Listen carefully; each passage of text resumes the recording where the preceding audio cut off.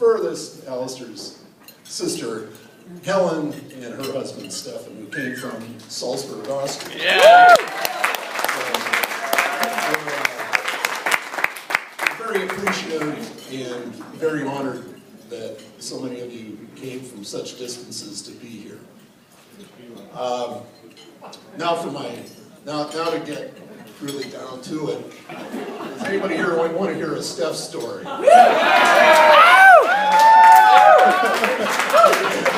There are a lot of good Steph stories. I'm going to tell you one, because I don't think you want to hear them all. But this Steph story, I'm sure many of you have heard.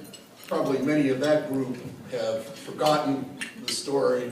And if you haven't forgotten it, I will do a lot of embellishing, so you'll hear the story not as it's been told before.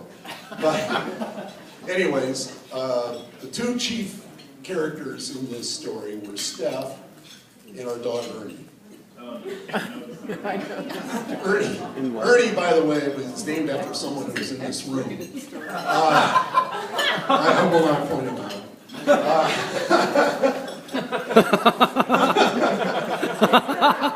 Anyway, Ernie was a wonderful Samoyed who Jill and I bought shortly after we were married. And Ernie was a very gentle, beautiful dog that we all loved very much. He only had two problems. One, he was never housebroken. Two, Ernie would eat or chew anything he could get his mouth on. And Steph, now the second lead character of the story is Steph. Steph, if I had to use one word to describe Steph as a young child, it would be precocious. Steph talked early, walked early, and read early, as far as as kids do.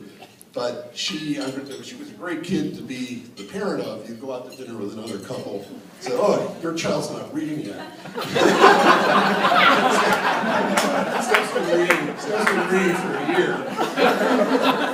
She started on French 2 weeks ago, and in a couple weeks we're going to start her on Sarma.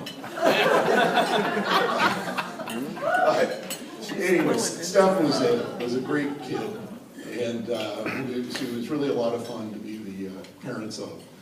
Anyway, the story relates to Christmas 1981, I believe. Steph would have been 2.5, and as we got up to that, I put up the Christmas tree in advance of Christmas.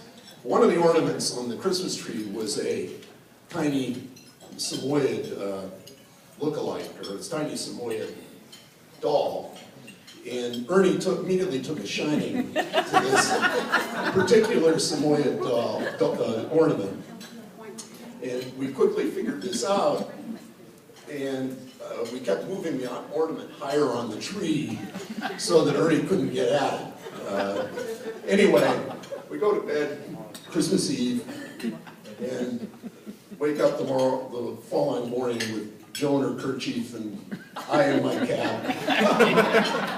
When to the sound of a loud crash downstairs, and I sat there in bed and tried to think what it would be, and at that point Ernie came flying up the stairs, waltzed into the room, sat down like nothing had happened, and so you looked over at him and there was a piece of tinsel on the end of his nose. Crime scene, CSI Pittsburgh, figure out what happened here. I go downstairs, probably everybody in the house is up now. I go downstairs, look at the Christmas tree, which is over completely on the floor, and start letting Ernie have it verbally for a couple of minutes. Then of course after that happens, we put the tree back up and have presents and everything, all that kind of stuff you do on Christmas Day. And we wind up that night, we're going to dinner at Jill's mother's house, who is here with us. She's been a she's been a wonderful mother-in-law. I think she was 15 years old at the time. But she couldn't be a day over 50 now. But anyway, so we're going over to Jill's mother's house for dinner. They had a little dog who, that was a Shih Tzu, right? So the name was Sushi. Sam. Sushi. Anyway, Sam, as we walk, Steph was dressed in the, it's only a 2.5-year-old would be dressed with, the tights, the little ribbons in her hair. It was just cute as a button.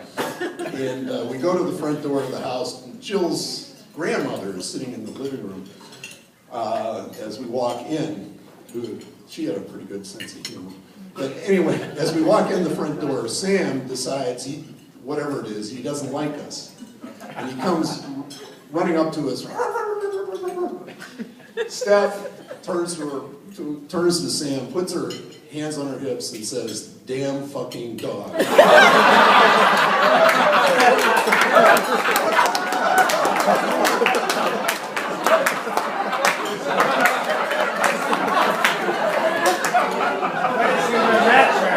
I didn't tell Jill I was going to tell this.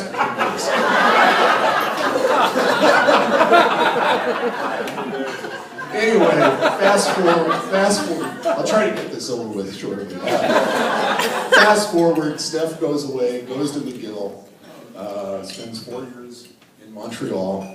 After she finishes at Montreal, she comes home, works a while in Pittsburgh, works a while in Sawtooth Valley in Idaho at a ranch that's managed by Jill's cousin Sandra. Yeah! Right!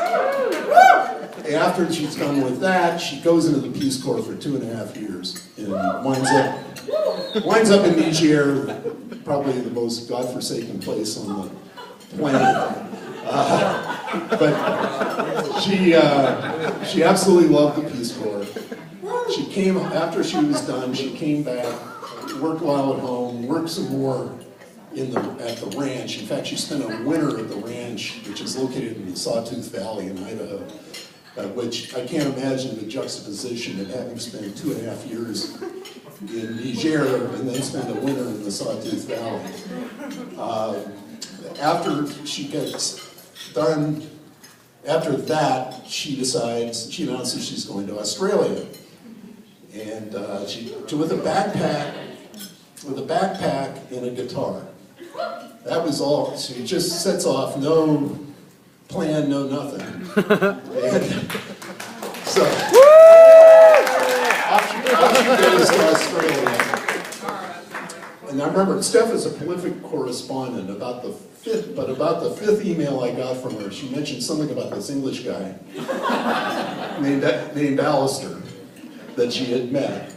And as the emails kept coming, Alistair started playing a larger and larger part in Steph's life. They wound up spending a winter in New Zealand working at a ski resort, then going back to Australia. They then moved to Japan, where they both taught English for a year. And it was while they were there that they announced their engagement. Which was what, 3 years ago? 3 years ago. 2009. Anyway, after Japan, they then spent a year in Costa Rica. And Jill and I, while they were there, Jill and I figured we'd visit them. And we booked some rooms in Capos on the Pacific Coast for the weekend that we were going to be there. It was like we were leaving on a Thursday. I think it was Tuesday night. Steph called, said, "Oh, by the way, we're going to get married while you're down here." Not the best life. And so I'm not going to get into it. That's too much detail. Anyway, so we wound up. Nobody else obviously could make it on such short notice. We wound up having We weren't invited. Yeah, everybody was invited. Everybody was invited. We wound up having a reception for 6 people. We had a bachelor party was attended by Alistair and me.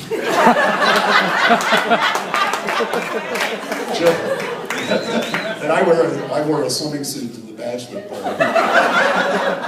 Jill was the maid of honor and the mother of the bride. I was the best man and the father of the bride. But anyway, it was a great wedding. We had a great time. It was a very unique situation. The marriage took place on the beach near Manuel Antonio National Park in Costa Rica, a very beautiful beach. There were a bunch of families on the beach, and all these little boys and girls, once they figured out what was going on, they all came over and watched the ceremony. It was very cute. And anyway, we're very happy for them. They wound up finally getting Alistair's visa straightened out about 6 months ago, I would say, which has been a struggle. But we love both of them very much. They're very idealistic, well-meaning, and